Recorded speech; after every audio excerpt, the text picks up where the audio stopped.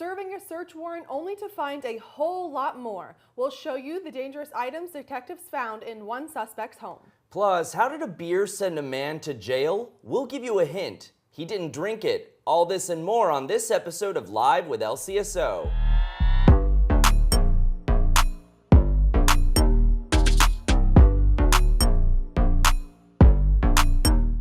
Good morning, Lee County. I'm Public Information Officer Jesse Santero. And I'm Nestor Montoya. Our fugitive warrants unit is out every single day clearing criminals from the streets of Lee County.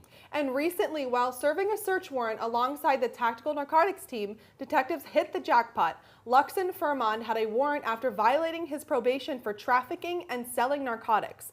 Once Fremont was taken into custody, detectives executed a search warrant on his Pine Manor home. 6 firearms, 2 grams of fentanyl, 13.6 grams of crack cocaine, and an assortment of other prescription pills were seized.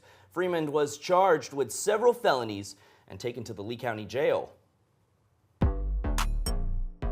A mother is pelted by a full beer can while on a joyride with her 2 kids. Thankfully, she wasn't seriously hurt, but that can hit her in the chest and exploded as she drove 25 miles per hour in her side-by-side vehicle. The suspect, Christopher Kearns, threw the beer and stated, "What are you going to do about it?" What the victim did was call the Lee County Sheriff's Office. Kearns was immediately arrested when deputies arrived and charged with throwing a deadly missile.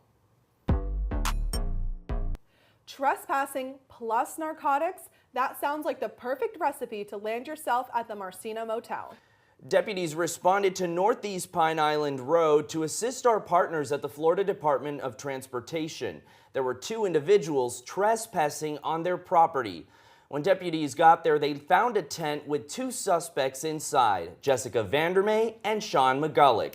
In the tent, narcotics, multiple weapons, and drug paraphernalia were within arm's reach. Upon sight of our deputies, Vandermeer became frantic, refused to comply, and lunged in an attempt to flee. At this time, our deputy deployed their taser and took Vandermeer into custody. Both Vandermeer and McGulloch were arrested for resisting an officer without violence. McGulloch was also charged with trafficking in opioids.